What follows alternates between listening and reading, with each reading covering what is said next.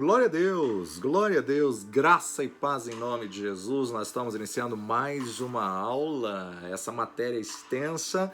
Nós vamos ter mais que 5 aulas, mesmo porque nós fizemos 2 aulas só por dia, né? 2 aulas por dia de 40, 45 minutos, são 90 minutos, 1h30. Nós tínhamos 3 horas de aula, então não tem como ter a matéria toda somente em 5 aulas. Vamos ter mais algumas aulas aí, estudando versículo por versículo, e hoje nós vamos falar um pouco sobre a continuação do ministério de Pedro. Fizemos aí um parênteses, né, da conversão de Paulo, o tempo de preparo, treinamento de Paulo, e agora estamos aí voltando para concluir o ministério de Pedro e encerrar o primeiro ciclo da primeira parte do livro de Atos, né? Ministério de Pedro, que agora vai do capítulo 9 de Atos, até o capítulo 13, verso 1, ainda vai ser agora ministério de Pedro, tá? Nós vamos falar sobre os últimos acontecimentos aí do ministério de Pedro. Se você for lá na nossa fanpage, Rede de Ensino Instituto Jafia, tem todos os mapas do que cada apóstolo, discípulo fez de trajeto e como foi os mapas da abrangência da sua atuação, do seu ministério. Então vamos ver aqui Atos 9, versos 32 a 43, a cura de Enéas, a ressurreição de Tábita. E aconteceu que, passando Pedro por toda parte, veio também os santos que habitavam em Lida, e achou ali um certo homem chamado Enéas, jazendo numa cama havia 8 anos, o qual era paralítico. E disse-lhe Pedro: Enéas, Jesus Cristo te dá saúde, levanta-te e faze a tua cama. E logo se levantou. E viram-no todos os que habitavam em Lida e Sarona, os quais se converteram ao Senhor. E havia em Jope uma discípula chamada Tábita, que traduzida se diz Dorcas. Esta estava cheia de boas obras e esmolas que fazia, e aconteceu naqueles dias que, enfermando ela, morreu, e tendo-a lavado, a depositaram num quarto alto. E como Lida era perto de Jope, ouvindo os discípulos que Pedro estava ali, lhe mandaram 2 varões, rogando-lhe que não se demorasse em vir ter com eles. E levantando-se Pedro, foi com eles. Quando chegou, o levaram ao quarto alto, e todas as viúvas o rodearam, chorando e mostrando as túnicas e vestes que Dorcas fizera quando estava com elas. Mas Pedro, fazendo-as sair a todas, pôs-se de joelhos e orou. E voltando-se para o corpo, disse: Tábita, levanta-te. E ela abriu os olhos e, vendo a Pedro, assentou-se. E ele, dando-lhe a mão, a levantou e, chamando os santos e as viúvas, apresentou-lhe viva. Foi isso notório por toda Jope, e muitos creram no Senhor, e ficou muitos dias em Jope com um certo Simão, o curtidor. Simão, curtidor ali de peles, né? Trabalhava ali com peles de animais, que fazia então casacos, cobertores, e enfim, uma série de coisas. Aliás, a gente visita sempre esse local, é um local maravilhoso que eu gosto demais. Quando estamos em Jope, gosto bastante de estar em frente a essa casa de Simão, o curtidor, aonde Pedro ficou, onde ele tem a visão que vai acontecer agora no capítulo 10. Ele está dentro da casa de Simão, o curtidor. Então aqui a gente observa algumas coisas. Primeira delas, Pedro faz as coisas que Jesus fez. Pedro aprendeu com o mestre, foi muito bem mentoreado, muito bem discipulado e fez igualzinho o mestre. Mandou sair todo mundo da casa e fica sozinho com o defunto, né? Fez igualzinho o mestre, que mandou tirar todos aqueles que estavam chorando, com comiseração, que não acreditavam, que não tinham fé. O discípulo fazendo exatamente o que seu mestre havia ensinado. Uma cura primeiro, uma cura rápida com o nome Enéas. Uma cura vai ter aqui 2 partes, né? Tem a parte de Deus e tem a parte dos homens. Aquilo que o homem pode fazer, tem que fazer. Aquilo que está ao seu alcance, vai e faz. Mas o que o homem não pode mais fazer, aí entra a providência divina, né? Mesma questão do que Jesus fez lá com Lázaro, né? O que o homem pode fazer? A pedra que colocou. Tirai a pedra, removei o obstáculo, removei o empecilho, o impedimento. O que está a teu alcance você tem que fazer. Jesus tinha poder de, com uma palavra, falar: pedra, rola. Mas não, foram os homens que colocaram, são os homens que têm que tirar. Aquele que tem poder de ressuscitar um homem morto ao quarto dia, tinha poder para falar: ataduras rompam, e sair as ataduras dos olhos, dos braços e das pernas dele. Mas não, Jesus diz à igreja, vocês que estão aí com ele, desate-o, né? Então o que o homem pode fazer, Deus não vai fazer. Agora o que o homem não pode fazer, Deus faz. Aqui entra a providência divina, né? Então a importância de nós observarmos isso. O texto começa no versículo 32, falando da cura do corpo paralítico de um homem há 8 anos. Jazia numa cama paralítico há 8 anos. O texto não nos diz qual o motivo da sua paralisia, mas diz que a cama que iria carregá-lo. Aquilo que te carregou até agora que vai te carregar. Então levanta, prepara, pega a tua cama e anda. Pedro está cheio do Espírito Santo de Deus. Ele não apenas declara a cura sobre este homem, mas agora a partir do verso 36, nós vemos Pedro repetindo o que Jesus fez com a filha de Jairo, repetindo o que aconteceu na casa do principal das sinagogas, né? Ele está em Jope, hoje é a atual cidade de Iafo ou Jafa, e na verdade que foi incorporada à atual Tel Aviv, né? Dorcas era uma discípula de Jesus que na verdade fazia obras sociais, construía aí vestes para as viúvas, fazia aí roupas para as mulheres carentes, e aqui nós observamos que os judeus tinham por costume lavar o corpo dos mortos, né? Lavar preparando para o sepultamento, dar um banho aí no defunto, preparando o corpo antes de ser sepultado. E eles tinham então guardado a mulher no quarto alto, isso significa primeiro andar. E olha para a fé desse povo, né? A mulher já estava morta, pronta para ser sepultada, mas se lembraram, está aqui na cidade vizinha o apóstolo Pedro, aquele que andou com Jesus, aquele que viu tantos milagres, tanta ressurreição, e foram logo buscar a Pedro, trouxeram ele, levaram ele para o quarto alto, e a hora que Pedro entra, as mulheres entram, começam a mostrar as vestes que aquela mulher tinha costurado para elas, e chorando, né? E Pedro se desliga do sentimento, da alma, do emocionalismo, não deixa esse sentimento invadir a sua fé. Pedro fala, olha, vocês podem se retirar, eu quero ficar a sós com essa mulher. E Pedro faz a mesma coisa que Jesus fez na casa de Jairo, né? Um excelente discípulo que aprendeu muito bem a lição. E lá em 1 Pedro, capítulo 2, verso 21, Pedro vai escrever, porque para isto sois chamados, pois também Cristo padeceu por nós, deixando-nos o exemplo para que sigais as suas pisaduras. Então ele está fazendo nada mais, nada menos do que seguindo as pisaduras do Mestre.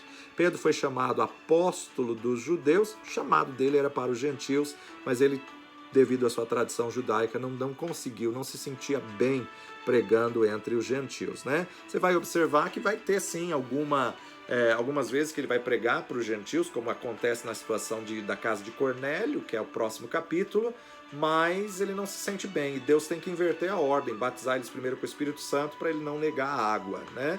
Mas o chamado dele inicialmente era para os gentios. Como ele não quis, não cumpriu esse chamado, então Deus levanta Paulo para ser o apóstolo dos gentios, e o chamado sim acontece em Paulo para os gentios, mas é interessante também a gente notar que todo lugar que Paulo chegava, primeiro ele insistia em pregar na sinagoga para os judeus, embora ele tivesse a consciência que era chamado para os gentios. Então, em nosso ministério, nós precisamos ser versátil, né? Em nosso ministério, nós precisamos entender que a gente não pode escolher para quem pregar, a gente tem que pregar para quem Deus direciona. Não importa, né, se você é evangelista, se você é pastor, se você é apóstolo, todos nós temos a ordenança da grande comissão, mesmo que sejamos membro e não tenhamos cargo nenhum, temos que ir por todo mundo e pregar o evangelho a toda criatura. Tem momentos que nós vamos pregar àqueles que a gente conhece, aqueles que na verdade são do nosso bairro, da nossa língua, da nossa família, mas há momentos que Deus vai nos levar a pregar para outros povos, para outras pessoas, outras nações e outras línguas. Assim também como cada chamado, né? A pessoa que é pastor, ela tem que ser versátil para entender que cumpre o teu ministério e faz a obra de um evangelista. Mesmo que ela seja apóstolo, mesmo que ela seja bispo, ela tem que estar sempre disposta e disponível para pregar. É Deus quem capacita, é Deus quem dá habilidade, é Deus quem nos reveste com seu Espírito e nós precisamos entender a ação do reino ser estabelecido. A carta que Paulo vai escrever a Timóteo, ele vai deixar isso bem claro para Timóteo, que era pastor da igreja local. Timóteo, cumpre o teu ministério, mas faze a obra de um evangelista. Pedro ali, numa fé, numa ousadia, ora, se ajoelha, clama ao Senhor e chama essa mulher, e essa mulher volta. E ele entrega a ela, e isso invade essa notícia, toda a cidade, contagia a cidade de Jope, e muitas pessoas querem conhecer esse Deus, e Pedro fica ali na cidade de Jope muitos dias, na casa de Simão o Curtidor. Estando ele na casa de Simão o Curtidor, então a gente vê o que começa a acontecer agora no capítulo 10. Capítulo 10, o centurião Cornélio. Primeiro, centurião é o chefe de 100, né? É o líder de 100. É um comandante, um capitão, um general que tem 100 recrutas, 100 soldados à sua ordem. O centurião, normalmente, né? Óbvio, ele era romano, centurião romano, né? Romano da corte italiana, Roma, Itália, né? Então a gente vê aqui a conversão de um gentil, a conversão de um italiano. Ele não é judeu, ele é romano, ele é italiano, romano, e ele não era cristão, mas ele tinha bons princípios, ele tinha o temor de Deus, ele fazia esmolas, ele fazia oração, era um centurião, um líder militar que tinha o comando, a incumbência de cuidar de 100 soldados. Por isso, centurião, 100 soldados. Na guarda romana, tinha divisão de categorias, né? Então, nessa divisão de categoria, ele é um centurião que cuida de 100. Era chefe de 100. Havia chefes de 100, chefes de 500, chefes de 1000, e ele, na verdade, é um dos chefes de 100, né? Um dos chefes do menor batalhão. E aqui, primeiro Deus fala com ele, mas é impressionante ver o agir de Deus. Deus trabalha toda a circunstância ao redor, todo o cenário. Deus fala com ele, Deus dá visão a Pedro, que está na casa de Simão o Curtidor. Duas pessoas vão buscar, Deus fala com Pedro. Isso é a revelação que eu acabei de te dar. Vai, segue, porque você tem que ir na casa destes. Por ser romano, por ser italiano, por ser da corte italiana, esse centurião, ele era um gentil. Por ser gentil, ele era incircunciso, não tinha sido circuncidado, que era uma prática do judeu. E por isso a relutância de Pedro, por isso você vai ver que Pedro não queria muito bem ir, não se sentia muito cômodo em ir, porque ele achava que a salvação era só para o judeu. Vamos ver o que acontece no texto. Atos 10, verso 1. Havia em Cesareia um certo varão por nome Cornélio, centurião da corte chamada italiana, piedoso, temente a Deus, com toda a sua casa, a qual fazia muitas esmolas ao povo e de contínuo orava a Deus. Este, quase à hora 9ª do dia, viu claramente numa visão um anjo de Deus que se dirigia para ele e dizia: Cornélio.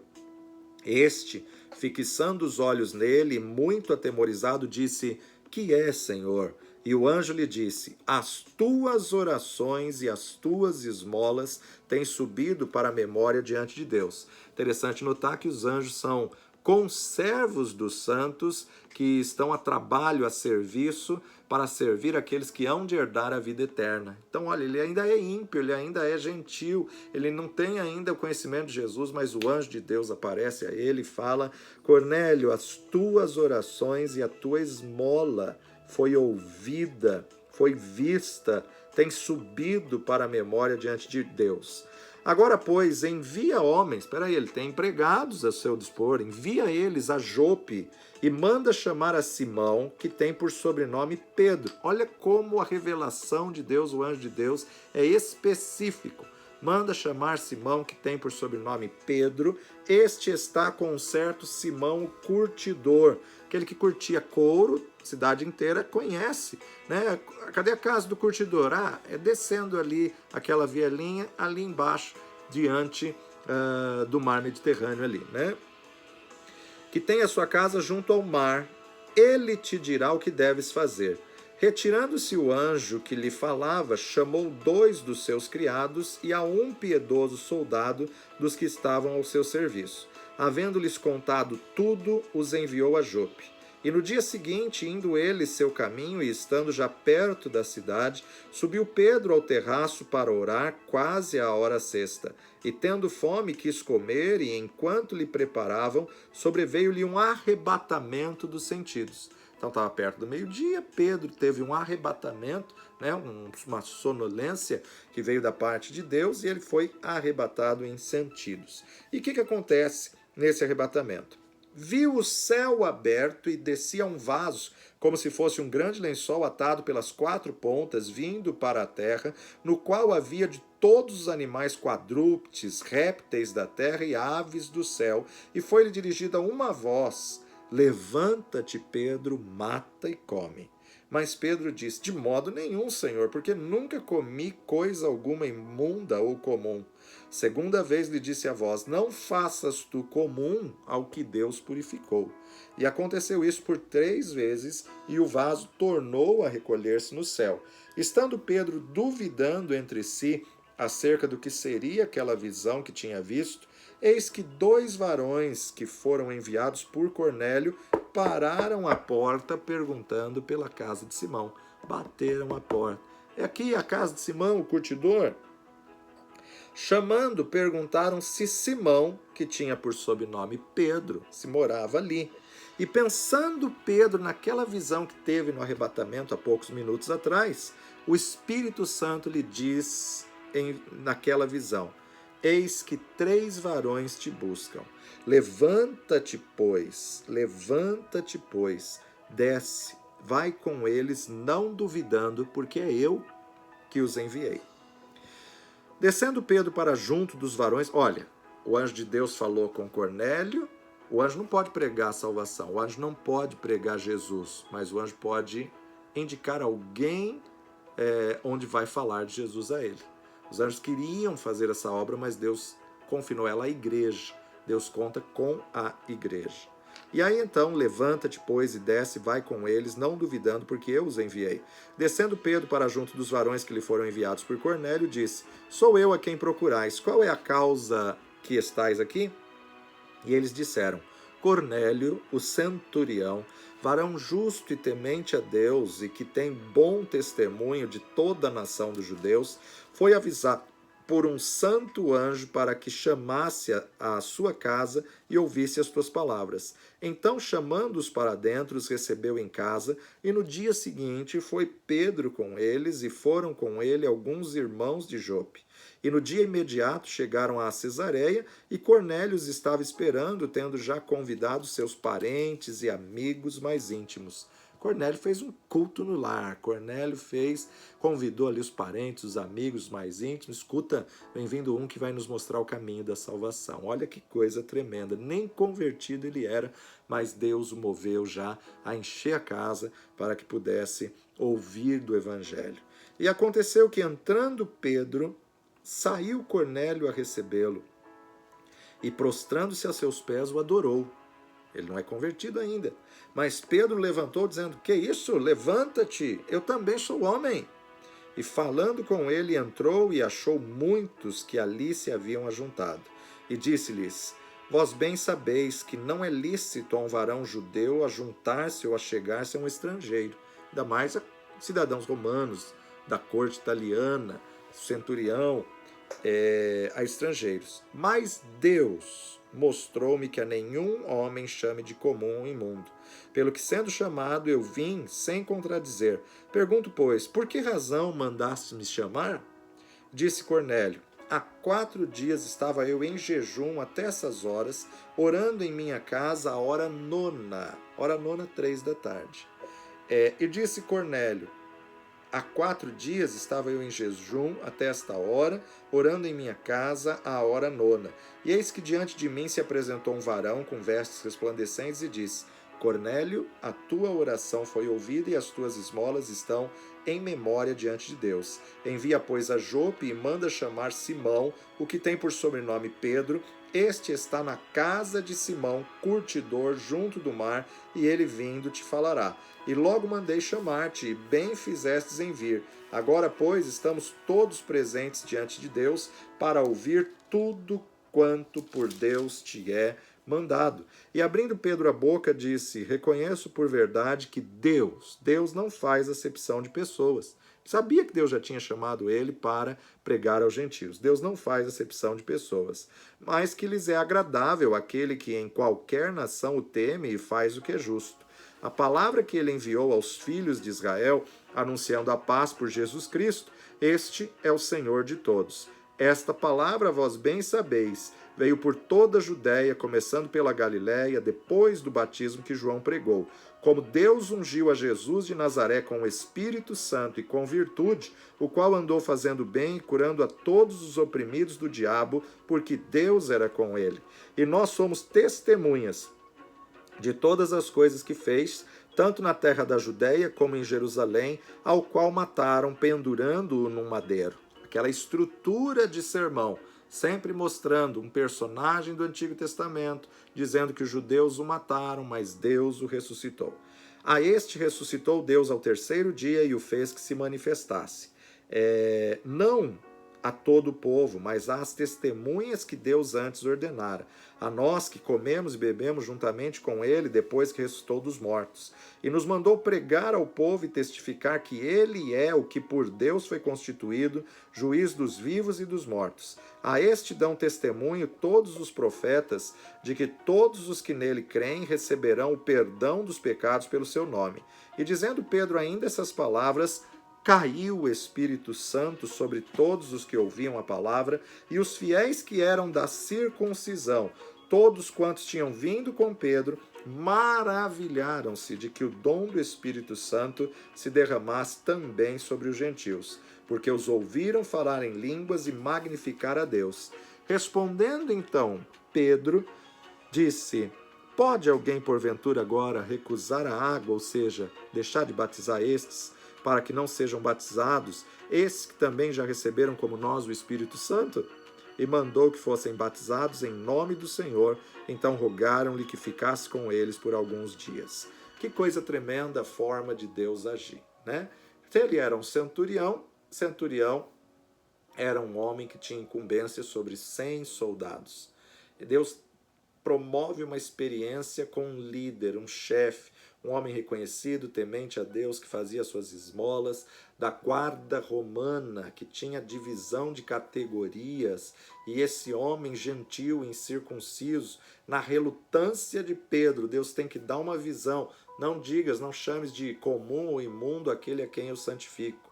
Na visão, Deus dá instruções. Vai, prega, fala com eles. E aqui então nós vemos esse paralelo, né? Tanto da visão que Deus está mostrando a Cornélio, o anjo chega e fala: vai lá à rua chamada direita, procura pela casa de Simão, o curtidor, e tem um Simão, Pedro, por sobrenome Pedro, pede para ele vir aqui que ele vai apresentar a vocês. Então, ao mesmo tempo que Deus está dando a visão a Cornélio, Deus está trabalhando com Pedro lá na casa de Simão o curtidor, tem um arrebatamento dos sentidos, vê o lençol descendo com animais imundos e diz: mata e come. Não, Senhor, nunca comi coisa imunda. Não chames imundo aquilo que Deus está santificando. Algumas coisas interessantes. Cornélio, quase a hora nona, que vai à oração. Temente a Deus, fazia esmolas e orava. Ele viu um anjo do Senhor e o anjo lhe disse: as tuas orações e as tuas esmolas têm subido em memória diante de Deus. Envia homens a Jope, manda chamar Simão Pedro e dá o endereço certo. Está na casa de Simão o curtidor, perto da casa, perto do mar, junto ao mar, né? Então, ele te dirá o que deve fazer. Por outro lado, nós observamos Pedro. Pedro está guardando o almoço, né? Está perto da hora sexta, meio-dia, teve fome, vão preparar alguma coisa para ele comer, ele vai dar aquele cochilo, não sabia que era um peso de intercessão de Deus, e de repente ele é arrebatado, vê um lençol descendo dos céus, descendo com um vaso, né? Como se fosse um grande lençol atado pelas quatro pontas, vindo à terra, no qual estão um monte de animais imundos pela lei, quadrúpedes, répteis da terra, aves dos céus, e uma voz que lhe aparece e diz: levanta-te, Pedro, mata e come. E ele está ali religioso, ele está ali travado na lei. De modo nenhum, Jesus, de modo nenhum, Senhor, nunca comi coisa comum e imunda. Acontece a segunda vez a mesma visão e Deus lhe diz: não te faças comum ao que Deus purificou. Acontece de novo a terceira vez, quando está chegando aqueles homens enviados da casa de Cornélio, e ali então o Espírito Santo começa a tratar com ele. Pode descer, vai lá, esses 3 varões te buscam, levanta-te, pois, e desce com eles, vai com eles, não duvidando, porque fui eu quem te enviei. Então você vê na vida de Pedro aqui, 3 vezes acontecendo de novo, né? Isso é muito interessante acontecer na vida de Pedro, pelo comportamento que ele tinha, sanguíneo, muitas vezes teimoso, ansioso, né? Falando no ímpeto. 3 vezes negou Jesus, 3 vezes o mestre pergunta: tu me amas? E agora ele tem a mesma visão 3 vezes, né? Isso é muito interessante. Pedro vai um pouco contrariado, por quê? Porque o homem é incircunciso. O homem é líder, chefe de 100, é centurião romano, é da corte italiana, gentil, pagão. Mas Pedro vai porque Deus obrigou, forçou ele aí. E ali então ele usa de sabedoria, leva algumas testemunhas junto com ele, porque ele sabia que iria gerar fofoca, né? O judeu não podia visitar o gentil, o judeu não podia visitar a casa de um romano, iria gerar falatório. Então, na verdade, ele leva alguns como testemunhas ali, e desde a igreja primitiva isso já acontecia no meio dos judeus, e não é diferente hoje, né, no meio da igreja. Pedro começa a pregar e de repente cai o Espírito Santo sobre eles, e Pedro fala: como que a gente vai impedir o batismo agora? Agora não tem nem como deixar de batizar, visto que já estão falando em línguas, visto que já estão aí com uma experiência tremenda com o Espírito Santo. Que coisa linda e tremenda. Capítulo 11 ainda do ministério de Pedro. Pedro justifica-se perante a igreja de haver batizado Cornélio. Então ele tem que voltar a Jerusalém. Quando ele volta a Jerusalém, ele presta um relatório, ele dá um relatório à igreja de Jerusalém, e aí então nesse relatório ele tem que se justificar e explicar o que aconteceu. Então você vê, olha aí a fofoca, né? O povo dali da igreja já estava sabendo o que tinha acontecido na casa do centurião romano, de um gentil italiano. A notícia já tinha se espalhado e já tinha chegado em Jerusalém. Pedro entra na casa de um romano, de um italiano. Pedro está quebrando as regras da tradição, as regras do que eles estavam acostumados, e de repente Pedro agora começa a se justificar e faz um discurso contando detalhes de tudo que tinha acontecido, como que Deus tinha feito ele ir até lá. É interessante esse trecho da história, veja só. E ouviram os apóstolos e os irmãos que estavam na Judéia, que também os gentios tinham recebido a palavra de Deus. E subindo Pedro a Jerusalém, disputavam com ele os que eram da circuncisão, dizendo: entrastes na casa de varões incircuncisos e comeste com eles? Olha só, o povo confrontando Pedro aqui, questionando Pedro. Mas Pedro começou a fazer-lhes uma exposição por ordem, dizendo: estando eu orando na cidade de Jope, tive, num arrebatamento dos sentidos, uma visão. Via um vaso com um grande lençol que descia do céu e vinha até junto de mim. E pondo nele os olhos, considerei e vi animais da terra, quadrúpedes e feras, répteis e aves do céu. E ouvi uma voz que me dizia: levanta-te, Pedro, mata e come. Mas eu disse: de maneira nenhuma, Senhor, pois nunca em minha boca entrou coisa alguma comum ou imunda. Mas a voz respondeu-me do céu a segunda vez: não chames tu comum ao que Deus purificou. E sucedeu isto por 3 vezes, e tudo tornou a recolher-se no céu. E eis que na mesma hora pararam junto da casa em que eu estava 3 varões que me foram enviados de Cesareia. E disse-me o Espírito que fosse com eles, nada duvidando. E também estes 6 irmãos foram comigo, e entramos em casa daquele varão. E contou-nos como vira em pé um anjo em sua casa, e lhe dissera: envia varões a Jope e manda chamar a Simão, que tem por sobrenome Pedro, o qual te dirá palavras com que te salves, tu e toda a tua casa.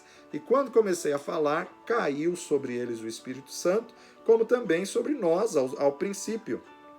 Ele está citando aqui Pentecostes. E lembrei-me do dito do Senhor quando disse: João certamente batizou com água, mas vós sereis batizados com o Espírito Santo.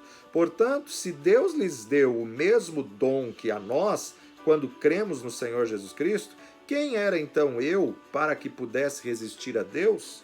E ouvindo essas coisas, apaziguaram-se e glorificaram a Deus, dizendo: na verdade, até aos gentios Deus deu arrependimento para a vida. Então, aqueles que estavam na igreja de Jerusalém com os outros apóstolos estavam resistentes e não queriam que o evangelho chegasse aos gentios. Achavam que iria monopolizar e ficar só com eles ali entre os judeus em Jerusalém. E não era essa a vontade de Deus. Agora, a partir de agora, já estava acontecendo a perseguição, já tinham sido espalhados, dispersos, mas a partir de agora se levanta um novo QG, se levanta um novo quartel-geral, né? Um quartel-geral da igreja primitiva, aqui em Antioquia, do verso 19 a 30. Né? O evangelho chega em Antioquia e começam então as viagens, não as de Paulo ainda.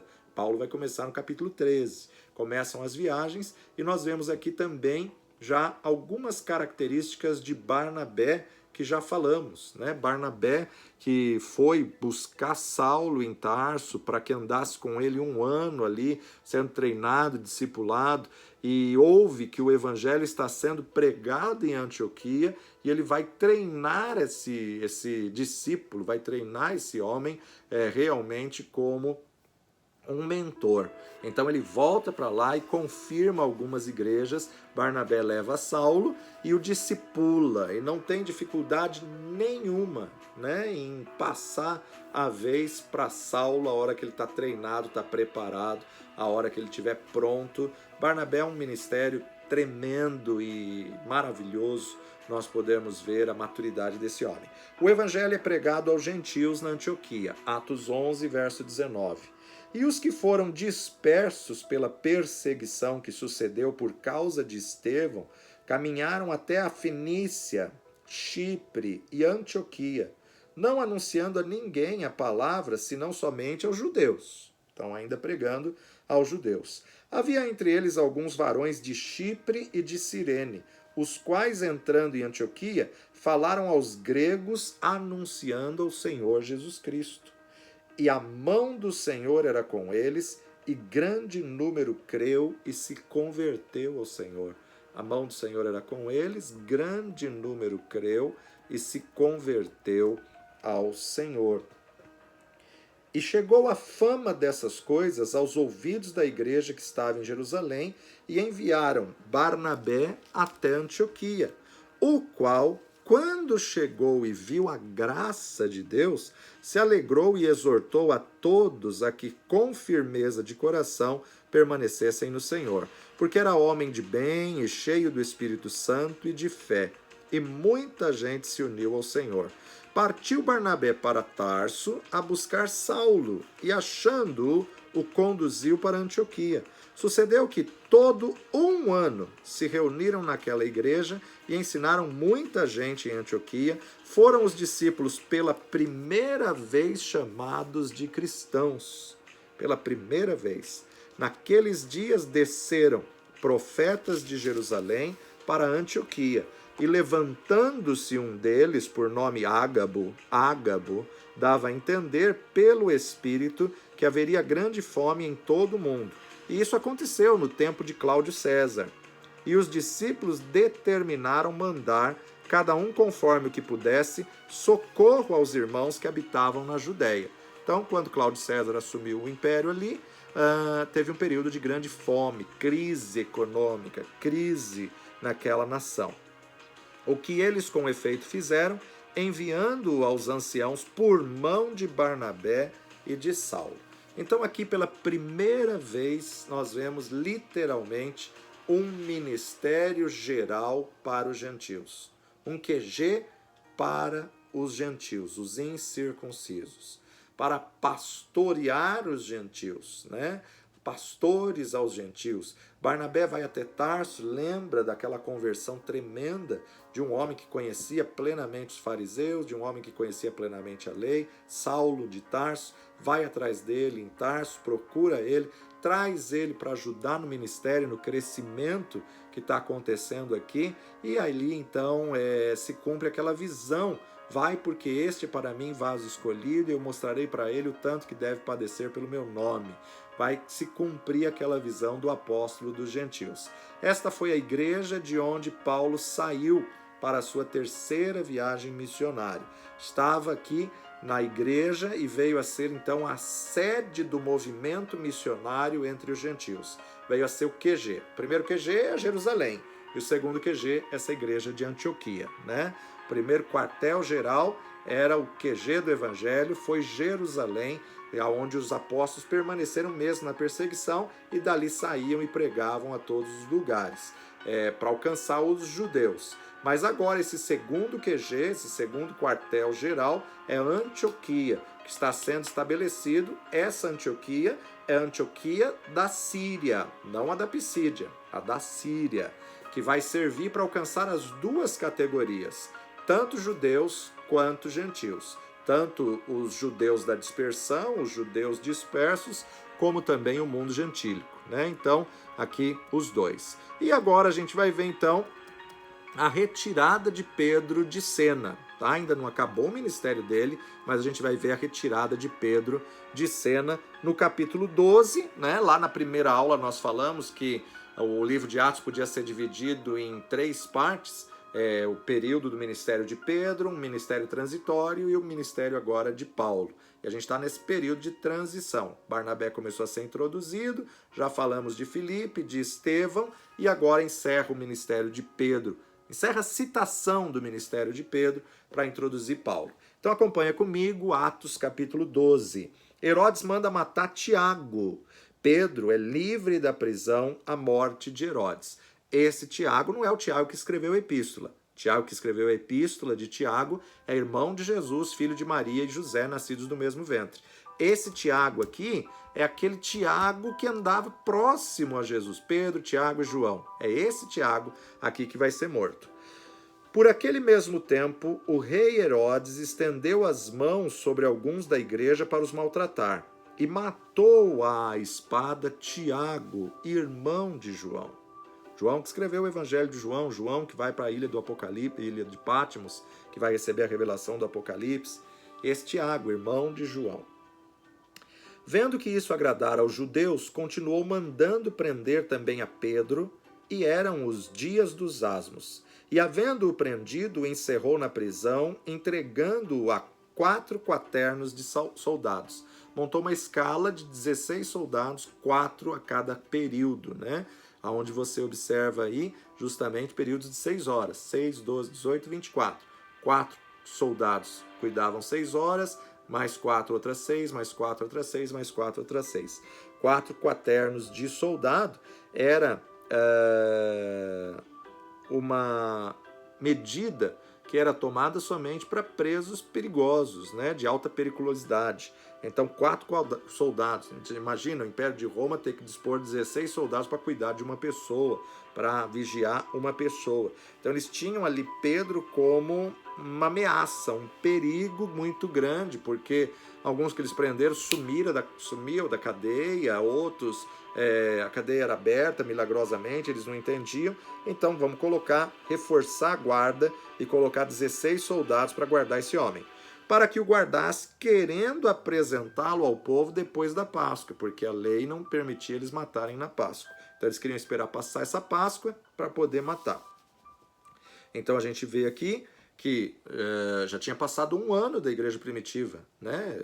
Você observa aqui, ou seja, já está chegando outra Páscoa, Jesus tinha sido morto na Páscoa do ano anterior, então já tinha passado um ano, eles queriam apresentar na outra Páscoa. Pedro, pois, era guardado na prisão, mas a igreja fazia contínua oração por ele a Deus. E quando Herodes estava para o fazer comparecer, nessa mesma noite, estava Pedro dormindo entre dois soldados. É mais de uma Páscoa aqui, tá? Não é a primeira. Ligado com duas cadeias, e os guardas diante da porta guardavam a prisão. E eis que sobreveio o anjo do Senhor e resplandeceu uma luz na prisão, e tocando a Pedro no lado, despertou, dizendo: levanta-te depressa. E caíram-lhe das mãos as cadeias. E disse-lhe o anjo: cinge-te, ata as tuas sandálias. E ele o fez assim. Disse-lhe mais: lança às costas a tua capa e segue-me. E saindo o seguia. E não sabia que era real o que estava sendo feito pelo anjo, mas cuidava que via alguma visão. E quando passaram a primeira e a segunda guarda, chegaram à porta de ferro que dá para a cidade, a qual se lhe abriu por si mesma, e tendo saído, percorreram uma rua, e logo o anjo se apartou dele. Pedro, tornando a si, disse: agora sei verdadeiramente que o Senhor enviou o seu anjo e me livrou da mão de Herodes e de tudo que o povo dos judeus esperava. Considerando ele nisso, foi à casa de Maria, mãe de João. Está tendo um culto na casa de Maria, mãe de João, que tinha por sobrenome Marcos. João Marcos. João Marcos, aquele que vai para a viagem missionária, primeira viagem missionária junto com Paulo e Barnabé. O culto estava na casa de sua mãe Maria, onde muitos estavam reunidos e oravam. E, batendo Pedro à porta do pátio, uma menina chamada Rode saiu a escutar. E acontecendo e conhecendo a voz de Pedro, de alegria não abriu a porta. Ficou tão feliz que não abriu a porta. Mas correndo para dentro anunciou que Pedro estava à porta. E disseram-lhe: está fora de ti. Mas ela afirmava que assim era. E diziam: não, é o seu anjo. Mas Pedro perseverara em bater a porta, e quando abriram, viram-no e se espantaram. Uma igreja que fazia oração para Deus tirar Pedro da cadeia, mas não cria que Deus podia tirar. Acenando-lhes ele com a mão para que se calassem, contou-lhes como o Senhor o tirara da prisão. E disse: anunciai isto a Tiago e aos irmãos. E saindo, partiu para outro lugar. Tiago aqui é o irmão de Jesus que ele está pedindo para anunciar. E sendo já dia, houve não pouco alvoroço entre os soldados sobre o que seria feito de Pedro. E quando Herodes o procurou e não o encontrou, feita inquirição aos guardas, mandou-os justiçar. Ou seja, aqueles 16 foram mortos, né? Porque aonde está o preso que a gente deixou sobre a sua responsabilidade? Não sei como ele saiu daqui, olha, as algemas estão fechadas ainda, né? E não sabemos como ele saiu. Partindo da Judéia para Cesareia, ficou ali.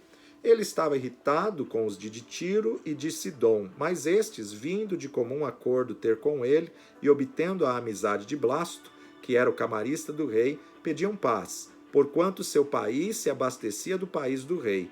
E num dia designado, vestindo Herodes as vestes reais, estava sentado no tribunal e lhes dirigiu a palavra. E o povo exclamava: voz de Deus e não de homem. E no mesmo instante feriu-o o anjo do Senhor, porque Herodes não deu glória a Deus e, comido de bichos, expirou. E a palavra de Deus crescia e se multiplicava, e Barnabé e Saulo, havendo terminado aquele serviço, voltaram para Jerusalém, levando também consigo a João, que tinha por sobrenome Marcos. João Marcos, o culto estava na casa da mãe dele, estavam todos reunidos ali, aonde Pedro chegou. Então tem muitos detalhes muito importantes aqui nesse capítulo.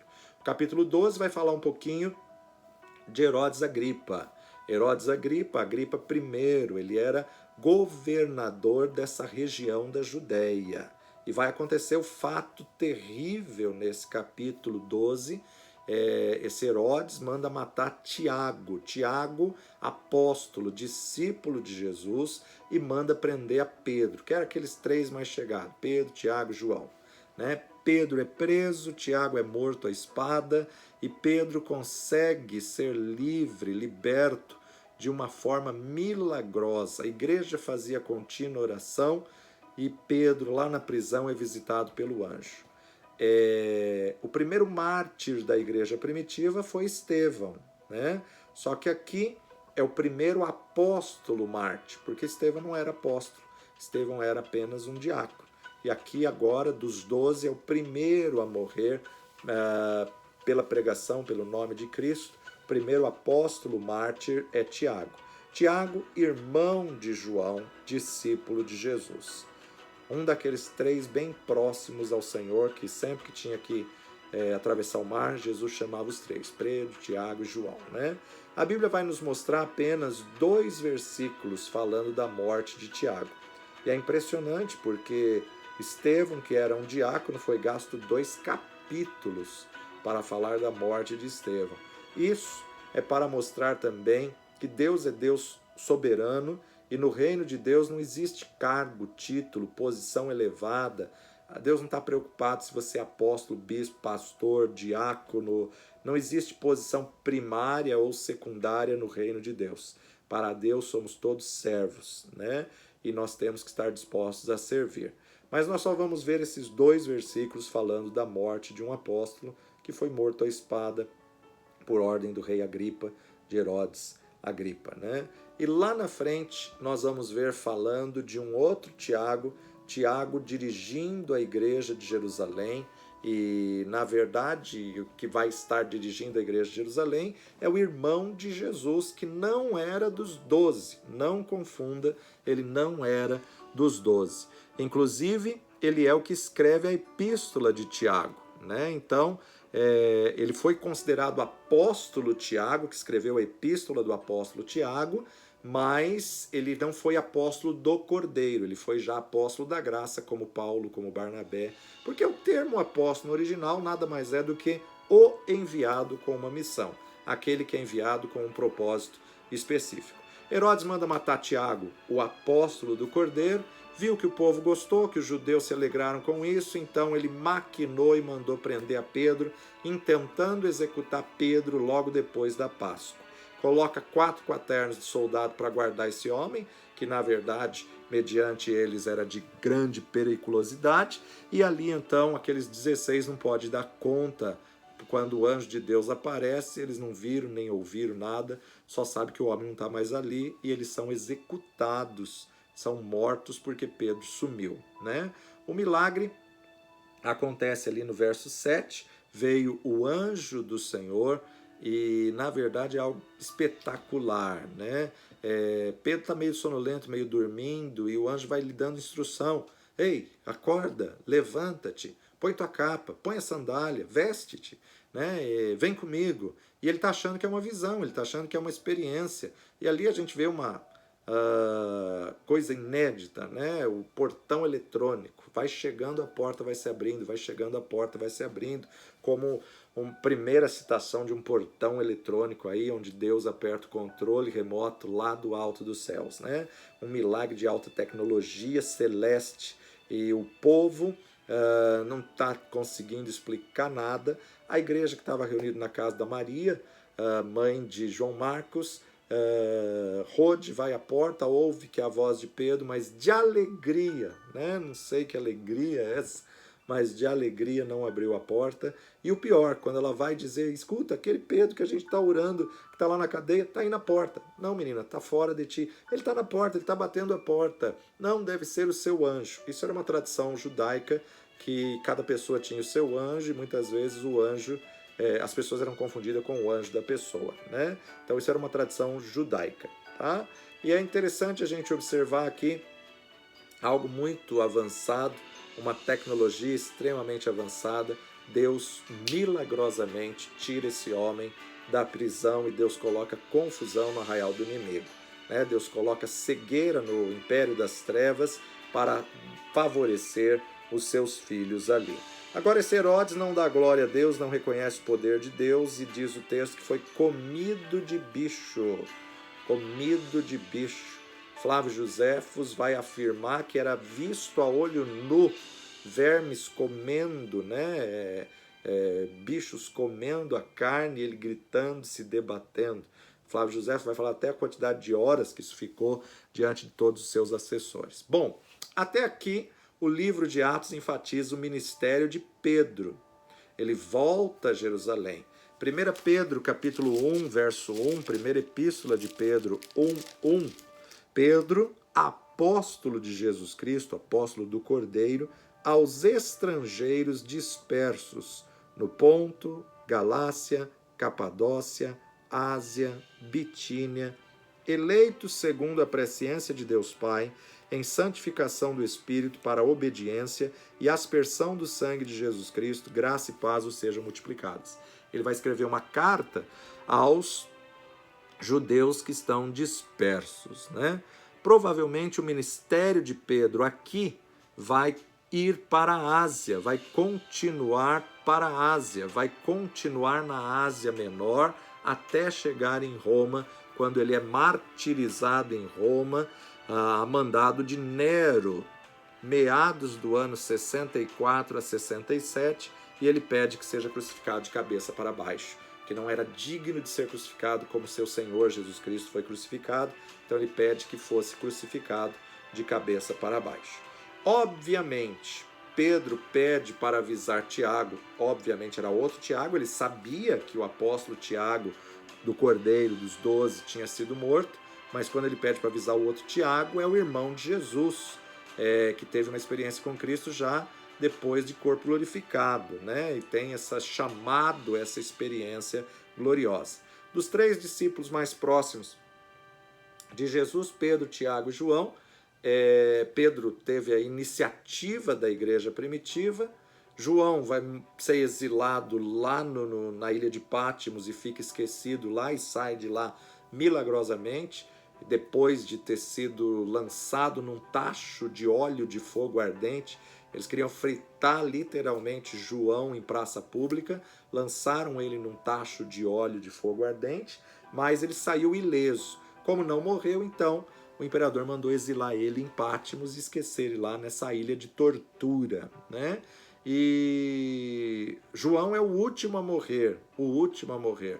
Quando Jesus diz que alguém dentre eles iria ver ali a vinda de Jesus, estava falando acerca dessa visão do Apocalipse.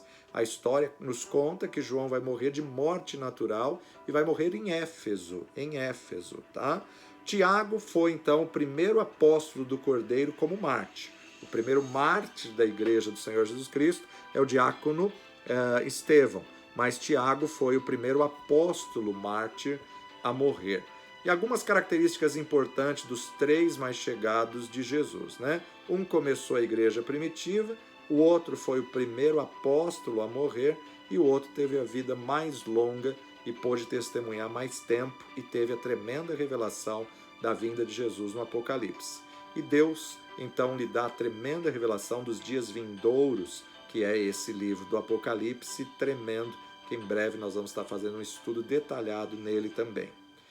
A semente que produz, ela primeiro precisa morrer.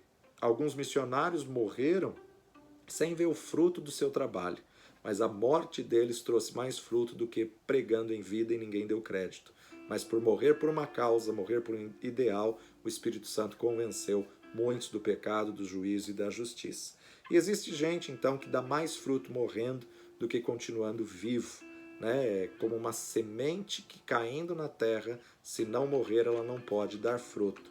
A lei da agricultura, né?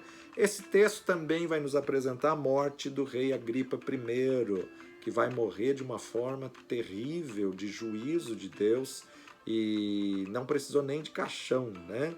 Não deu glória a Deus, não reconheceu o poderio e a autoridade de Deus, então tomou a glória para si, recebeu a glória para si, e foi um homem extremamente altivo, soberbo, impetulante, e foi comido de bichos literalmente diante dos olhos das pessoas. E o capítulo termina com a morte de Herodes por não ter dado glória a Deus e foi comido de bicho. Encerra um pouco a citação da vida e do ministério de Pedro, né? Ele vai aparecer mais na frente no concílio, lá na situação da reunião em Jerusalém de Pedro e Paulo, mas aqui não fala mais acerca dos seus feitos, que é provável que ele tenha descido para a Ásia Menor para justamente visitar os judeus desses que ele vai escrever cartas depois, os judeus da dispersão, no Ponto, na Galácia, na Capadócia, na Ásia, na Bistínia, eleitos segundo a presciência de Deus. Mas encerra no livro de Atos aqui o foco do seu chamado, seu ministério, e o capítulo 13, que nós vamos ver depois do intervalo, vai falar um pouquinho acerca do ministério de Paulo, que começa aqui, logo iniciando assim a sua primeira viagem missionária. Vamos para o intervalo e a gente já volta já já.